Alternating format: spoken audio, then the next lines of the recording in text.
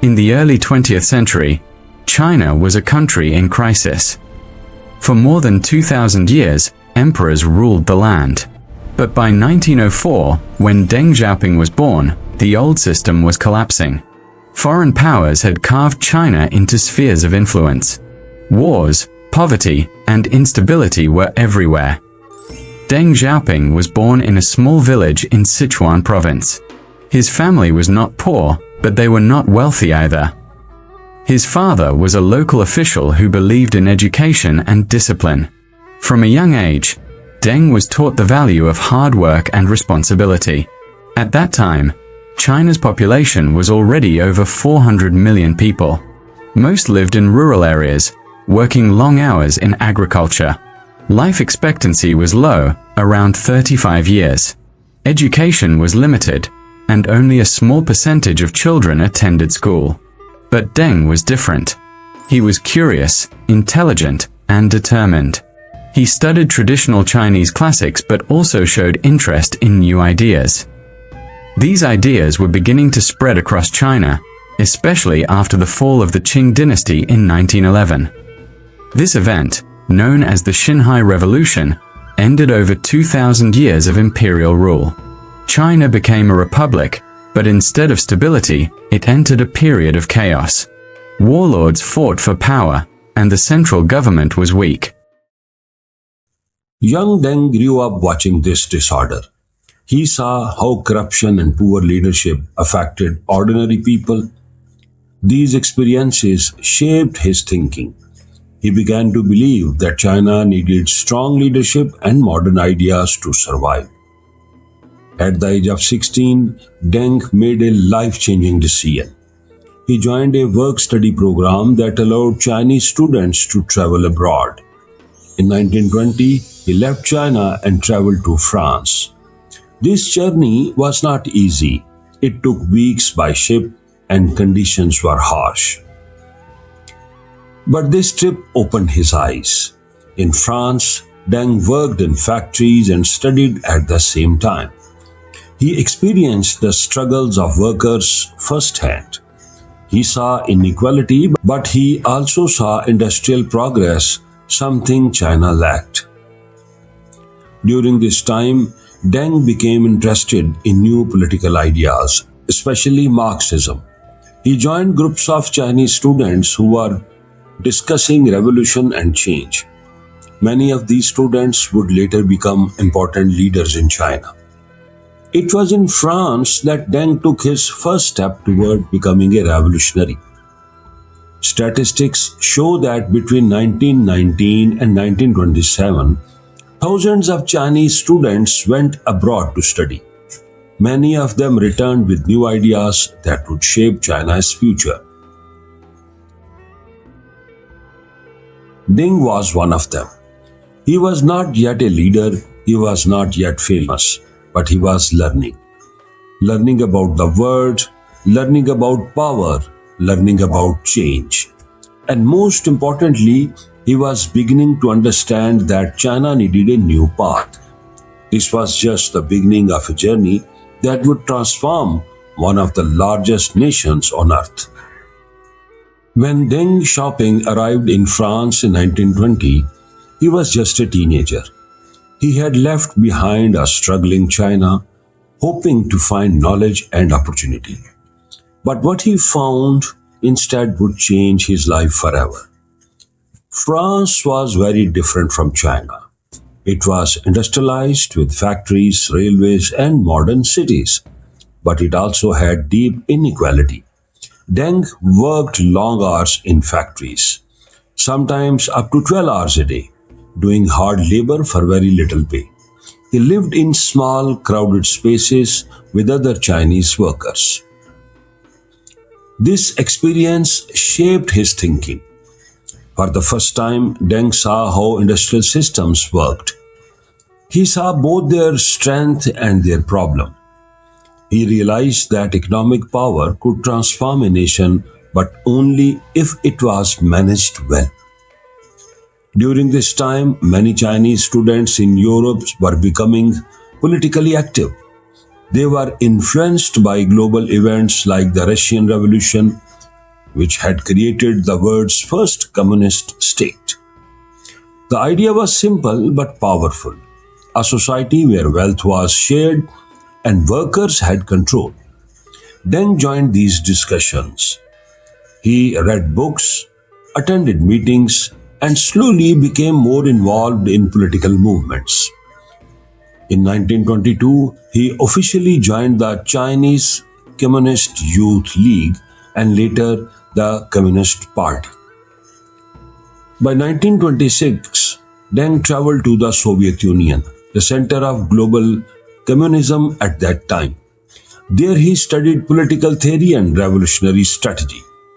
The Soviet Union was trying to build a new kind of society, and Deng wanted to understand how it worked.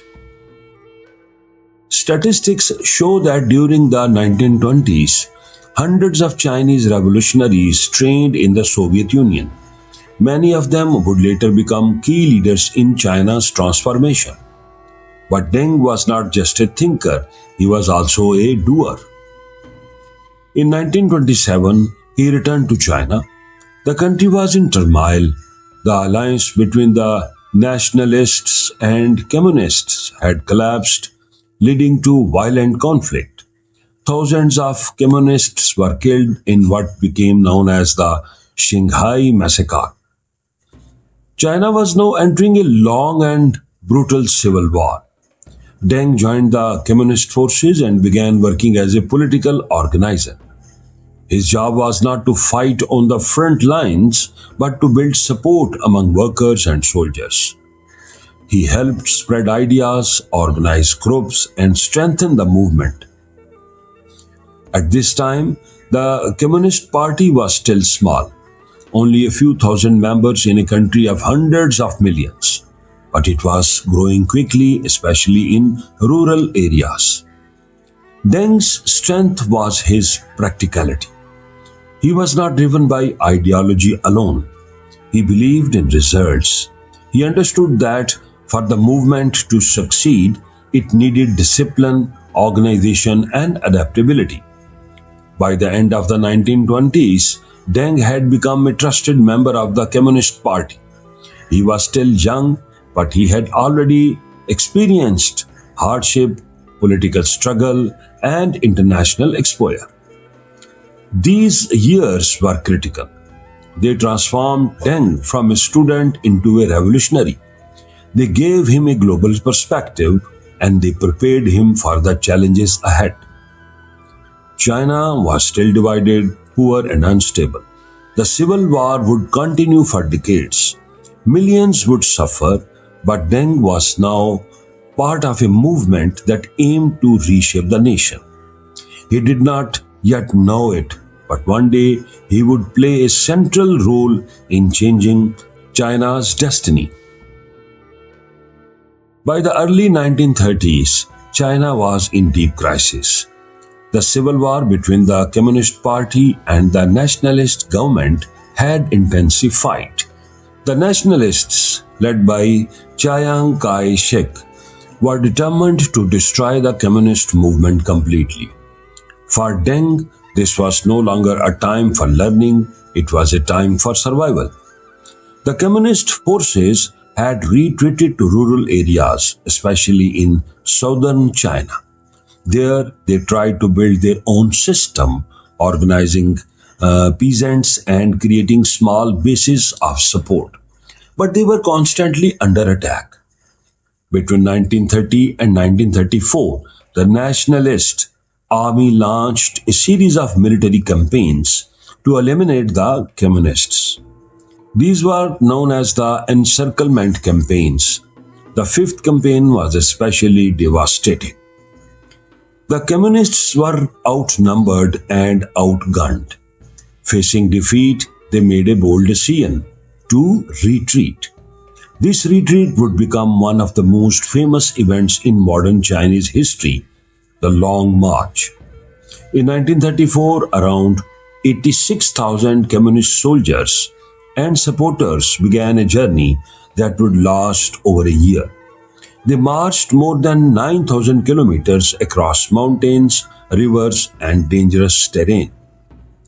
The conditions were extreme, food was scarce, weather was harsh, many soldiers were wounded or sick. Constant attacks from enemy forces made the journey even more dangerous. Statistics show that by the end of the long march, fewer than 10,000 people survived. That means over 80% of the participants were lost. Deng was among those who survived. During the long march, Deng worked as a political commissar. His role was to maintain morale, communicate ideas, and keep the troops united. This was not easy. Many soldiers were exhausted, hungry, and losing hope. But Deng remained calm and focused. He believed that survival was the first step toward victory. The long march was not just a retreat, it was also a turning point. During the journey, Mao Zedong emerged as the central leader of the Communist Party. His strategies and leadership gained strong support among the survivors. Deng observed Mao closely. He learned from his leadership style, especially his ability to adapt to difficult situations. This would later influence Deng's own approach to leadership. After the long march, the communists settled in northern China, in a region called Yan'an. There they began to rebuild their strength. But a new threat was rising. In 1937, Japan launched a full-scale invasion of China, starting the Second Sino-Japanese War. This war brought massive destruction and suffering. An estimated 15 to 20 million Chinese people died during this conflict. For a time, the communists and nationalists formed a temporary alliance to fight against the Japanese. Deng played an important role during this period, helping organize resistance and support efforts.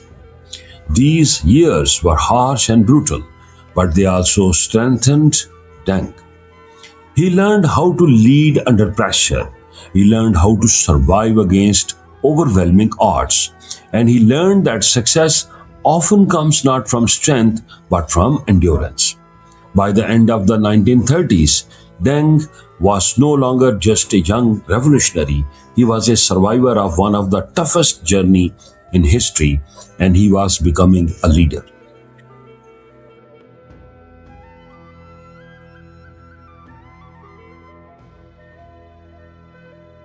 By the 1940s, China had endured years of war, destruction, and suffering. For Deng, these were years of both struggle and opportunity. He had survived the long march, helped organize resistance during the Japanese invasion, and gained the trust of senior leaders. Now, a new chapter was beginning. In 1945, World War II came to an end. Japan surrendered after the atomic bombings of Hiroshima and Nagasaki. For China, this marked the end of the Second Sino-Japanese War. But peace did not last long. Almost immediately, the civil war between the Communist Party and the nationalists resumed. This conflict would decide the future of China. The nationalists, still led by Chiang Kai-shek, had a larger army and international support. The communists, led by Mao Zedong, relied on strong organization and support from rural population. Deng Xiaoping played a key role in this final phase of the civil war. He worked as a political and military organizer, helping coordinate strategies in important regions. His leadership style was practical and disciplined. He focused on results, not ideology alone. Between 1946 and 1949, the civil war intensified. Major battles took place across northern and central China. Despite being less equipped, communist forces gained momentum. They used flexible tactics and strong local support to defeat the nationalist army. Statistics show that by 1949, the Communist Party had grown to over 4 million members. This rapid growth reflected increasing public support, especially among peasants who wanted land reforms and stability. Deng was deeply involved in these efforts. He helped implement land reforms, which redistributed land from wealthy landlords to poor farmers. This policy gained widespread support and strengthened the communist position. Finally, in 1949, the war reached its conclusion. The communists achieved victory. On October 1st, 1949, Mao Zedong stood in Beijing and declared the founding of the People's Republic of China. This moment changed history. After decades of war and instability, China was now under a unified government. For Deng Xiaoping, this was a moment of success, but also a new challenge. Winning a war was one thing. Governing a country of over 500 million people was something else entirely. China faced massive problems like widespread poverty, weak infrastructure, low industrial output, illiteracy rates above 80% in rural areas. The country needed rebuilding. Deng was given important leadership roles in the new government. He worked on economic planning, administration, and regional development. His ability to manage complex situations made him valuable. But these early years were not easy. The government introduced large-scale reforms, including land redistribution and state control of industries. While these policies aimed to improve equality, they also caused disruptions. Deng began to notice something important. Policies needed to work in reality, not just in theory. This idea would later define his leadership. The 1940s had transformed Deng from a revolutionary into a national leader. China had entered a new era, but the biggest challenges were still ahead, because building a nation is often harder than winning one. After the founding of People's Republic of China in 1949, a new challenge began, rebuilding a broken nation. For Deng Xiaoping, this was a time of rising influence. He was no longer just a revolutionary fighter, he was now part of the leadership responsible for shaping China's future.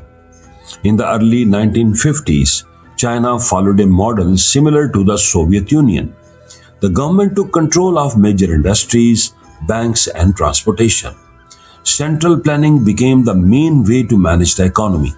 At first, there were signs of progress. Industrial production increased. Between 1952 and 1957, China's industrial output grew by nearly 19% per year. New factories were built and urban employment increased. Deng played an important role during this period.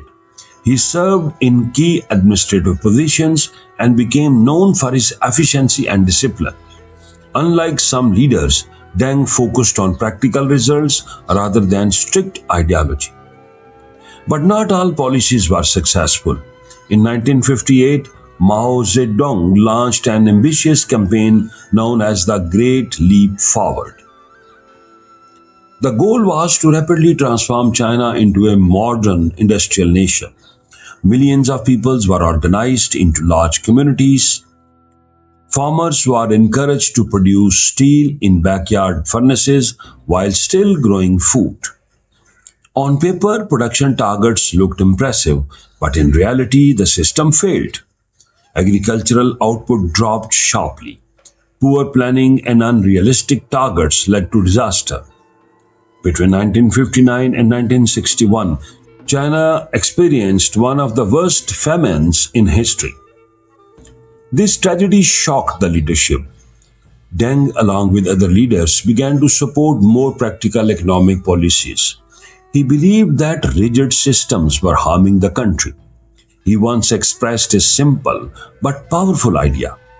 It does not matter if something is called socialist or capitalist. What matters is whether it works. During the early 1960s, Deng worked with leaders like Liu Shaoqi to stabilize the economy. They introduced reforms that allowed small-scale private farming and reduced the size of the communes. These changes helped improve food production. By 1965, agricultural output had recovered significantly and living conditions began to improve. However, these reforms also created tension. Some leaders believed that these changes were moving away from strict communist ideology. Mao, in particular, became concerned that the revolution was losing its direction. This disagreement would soon lead to one of the most chaotic period in Chinese history. Despite these tensions, Deng's reputation continued to grow. He was seen as a problem solver, a leader who could bring order and efficiency. His approach was simple: focus on results, adapt when necessary, avoid extreme policies. By the mid 1960s, Deng Xiaoping had become one of the most powerful figures in China. But power in politics is never permanent. Soon a storm was coming, one that would test Deng like never before. It would challenge his belief, destroy his position, and change the course of his life. By the mid 1960s, Deng Xiaoping was one of the most powerful leaders in China. He had helped stabilize the economy after the failure of the Great Leap Forward. His practical policies had improved food production and brought some stability back to the country.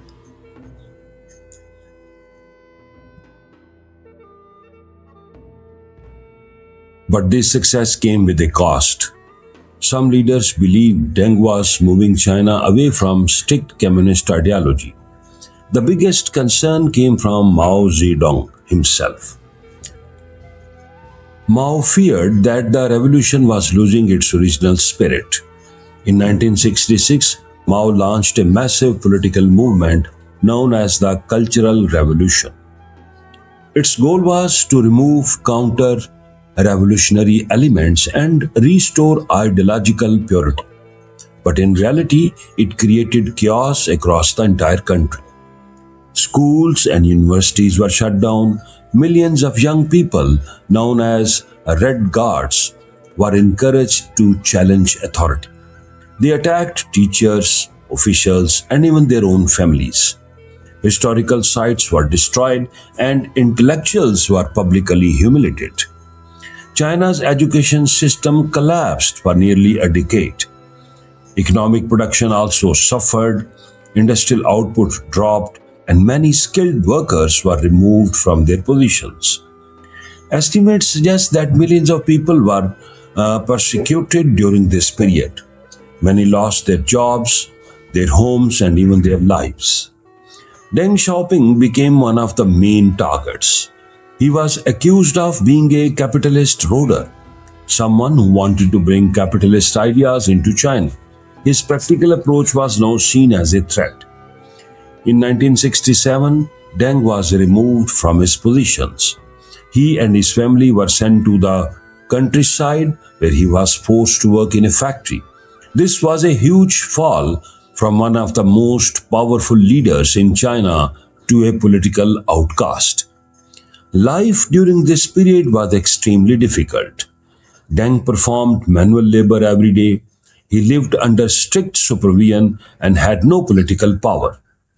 His family also suffered. His son was severely injured during the chaos, becoming permanently disabled. But Deng did not give up. Instead of resisting openly, he remained patient. He observed, he learned, and he waited. This period shaped Deng in a profound way. He saw how extreme ideology could damage a country. He saw how political movements could destroy stability and progress. Statistics show that during the Cultural Revolution, China's GDP growth slowed significantly and many development projects were halted. A generation of students lost years of education. These losses would affect China for decades. By the early 1970s, the situation began to change. China's leadership realized that the country needed stability again. Experienced leaders were needed to rebuild the system. In 1973, Deng Xiaoping was brought back into government. He began working again, focusing on restoring order and improving the economy. But his position was still fragile. After the death of senior leader in 1976, Deng was once again removed from power. This was his second fall, yet history was about to take another turn. In September 1976, Mao Zedong died. This marked the end of an era. China was exhausted, the economy was weak, society was divided. The country needed a new direction, and soon Deng Xiaoping would return stronger than ever. After years of political struggle and exile, Deng Xiaoping made an extraordinary comeback. In 1977, China was in urgent need of change. The country had just emerged from the chaos of the Cultural Revolution. Its economy was weak, its education system damaged, and its global position uncertain. Deng returned to power with a clear vision. China needed stability. China needed growth. And most importantly, China needed reform. In 1978, Deng became the central figure in China's leadership. Even though he never officially held the top title of the president, his influence was undeniable. He introduced a bold new strategy known as reform and opening up. This policy would transform China. One of the first changes was in agriculture. Under the old system, farms were controlled by large communes. Farmers had little personal incentive to produce more. Deng changed this. He introduced the household responsibility system. Farmers were allowed to manage their own land and sell surplus crops in the market after meeting government quotas. The results were immediate. Between 1978 and 1984, agricultural output increased by over 60%. Rural incomes nearly doubled. Millions of people were lifted out of extreme poverty. This was just the beginning. Deng also focused on industry. Instead of strict central control, he allowed local governments and businesses to make more decisions. Small private enterprises began to appear for the first time in decades. He also opened China to the world. Special economic zones were created in coastal areas like Shenzhen. These zones offered low taxes and fewer regulations to attract foreign investment. At the time, Shenzhen was just a small fishing village with a population of around 30,000. Within a few decades, it would become a global technology hub with over 10 million people. This transformation was one of the fastest urban growth stories in history. Deng believed in a simple idea. It does not matter if a cat is black or white, as long as it catches mice. This meant that ideology was less important than results. He was willing to adopt ideas from capitalism if they helped China grow. Between 1978 and 1985, China's GDP grew at an average rate of around 9 to 10% per year. This rapid growth was almost unheard of for such a large country. Foreign trade also increased significantly. China began exporting goods to the world, becoming part of the global economy. Education was another priority. Universities were reopened and millions of students returned to classrooms. The government also sent students abroad to learn science, technology, and management. Deng understood that knowledge was key to long-term success. However, these reforms were not without challenges. Some people feared that opening the economy would weaken socialism. Others worried about rising inequality between urban and rural areas. But Deng remained firm. He believed that growth was the foundation of stability. His leadership style was calm but decisive. He avoided dramatic speeches and focused on steady progress. By the mid 1980s, it was clear that China was changing. From a closed and struggling nation, it was becoming a rising economic power. And at the center of this transformation was Deng Xiaoping. He had fallen twice. He had faced hardship and political defeat. But now he was leading one of the most important economic transformations in modern history.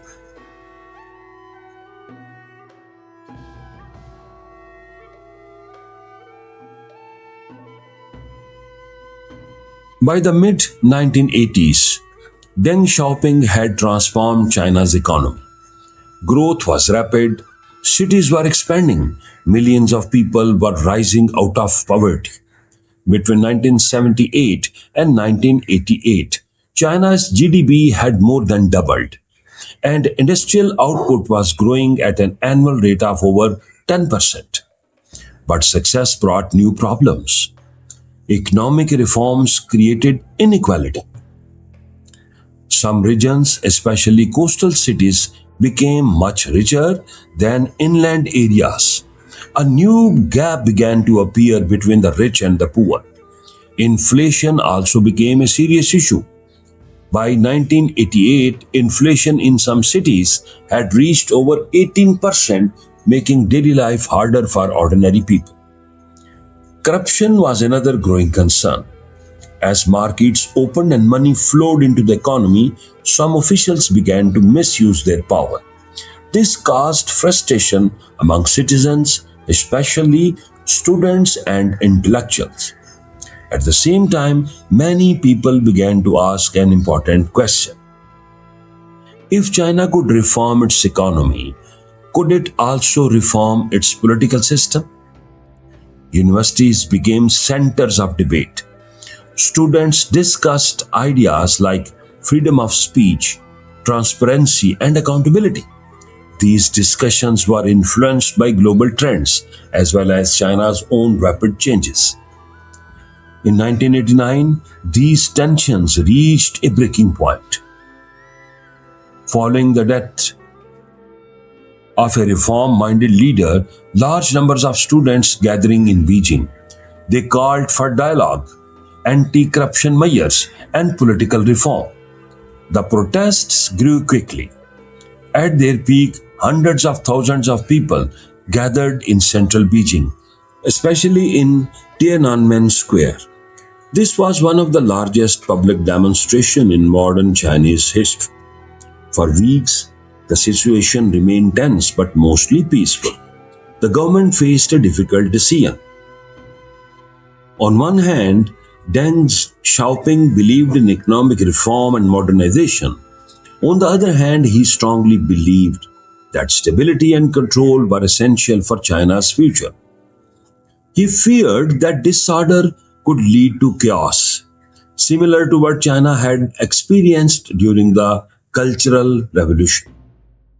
In early June 1989, the government decided to end the protests. The military was sent into Beijing.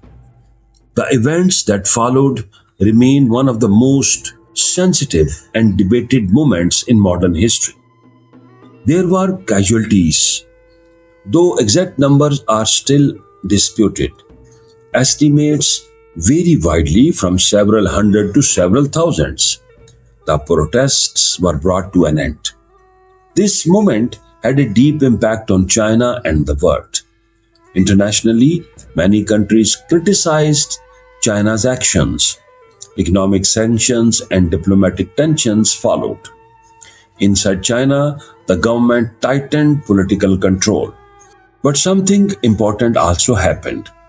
Despite the political crackdown, Deng Xiaoping did not abandon economic reform.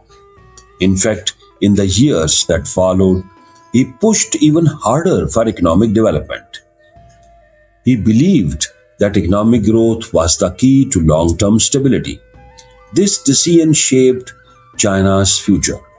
The late 1980s showed that reforms were not simple.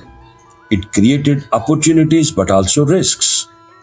Deng Xiaoping faced one of the most difficult choices of his life. He chose stability over political change. This decision remains controversial even today. But it also ensured that China would continue its economic transformation. The country was at a crossroads, and Deng was determined to move forward, no matter the challenges.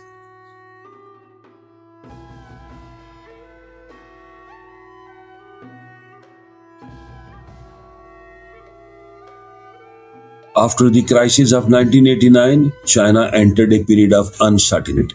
Economic reforms had slowed. Some leaders believed China should return to stricter state control. Others wanted to continue opening the economy. At this critical moment, Deng Xiaoping made one of the most important decisions of his life. In 1992, at the age of 88, Deng took a journey to southern China. This journey would become known as the Southern Tour. It was not just a visit, it was a message. Deng traveled to key cities like Shenzhen and Guangzhou, places that had benefited the most from economic reforms. These cities were part of the special economic zones he had helped create years earlier. What he saw confirmed his belief. Reform was working. In Shenzhen, for example, economic output had grown rapidly. What was once a small fishing village had become a booming city filled with factories, businesses, and new opportunities. During his tour, Deng gave a series of speeches. He made his position clear. China must continue to reform and open its economy. There should be no return to old, rigid systems. He warned that hesitation could slow progress. One of his key ideas was simple: development is the hard truth. This meant that economic growth was the most important goal. The impact of the Southern Tour was immediate. It restarted China's reform process. Investment increased, businesses expanded, confidence returned. Throughout the 1990s, China's economy began to grow even faster. Statistics show that during this decade, China's GDP growth averaged around 10 to 12% per year. This was one of the fastest sustained growth rates in the modern history. Foreign investment also surged. By the mid 1990s, China was receiving tens of billions of dollars in foreign direct investment each year. Global companies began setting up factories and offices across the country. Export increased dramatically. China became known as the world's factory, producing goods for markets around the globe. Millions of jobs were created. Between 1990 and 1997, hundreds of millions of people experienced improvements in their living standards. Poverty rates dropped significantly. Urbanization accelerated. Cities expanded rapidly, and new infrastructure projects transformed transportation, housing, and industry. But this growth also brought new challenges. Income inequality continued to rise. Environmental problems such as pollution became more serious. Rural areas still lagged behind urban centers. Deng understood these challenges, but he believed that growth had to come first. He once said that some people and regions should get rich first so they could later help others. This approach was not perfect, but it was effective. By the mid 1990s, China was no longer an isolated or struggling nation. It was becoming a global economic power. Deng Xiaoping, now in his later years, stepped back from daily leadership. However, his influence remained strong. He had reshaped China's direction from revolution to reform, from isolation to global integration. In 1997, Deng Xiaoping passed away at the age of 92, but his legacy was already clear. He had changed the course of history, and China would never be the same again.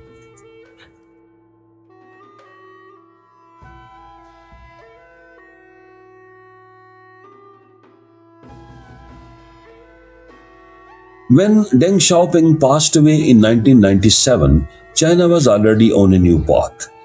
He never held the title of president for long. He was not always the public face of the country, yet his influence was deeper than most leaders in modern history. Deng Xiaoping changed China, not with grand speeches, but with practical decisions. His legacy can be understood through one central idea. He transformed China from a poor, isolated country into a rising global power. When Deng began reforms in 1978, China was still largely rural and underdeveloped. Over 80% of the population lived in poverty. GDP per capita was less than $200 per year. Industry was insufficient and outdated. By the early 21st century, the results of his policies were clear. More than 800 million people lifted out of poverty, World Bank estimate. China became the second largest economy in the world. Hundreds of cities were modernized. Cities like Shenzhen became symbols of this transformation, from small towns into global economic centers. Deng's approach was unique. He did not fully abandon socialism, but he introduced market-based reforms. This system is often described as socialism with Chinese characteristics. Deng Xiaoping's legacy is not simple. On one hand, he is widely respected for economic success. On the other hand, some of his decisions remain controversial. The events of 1989, especially in Tiananmen Square, are still debated around the world. Deng chose stability and control over political reform.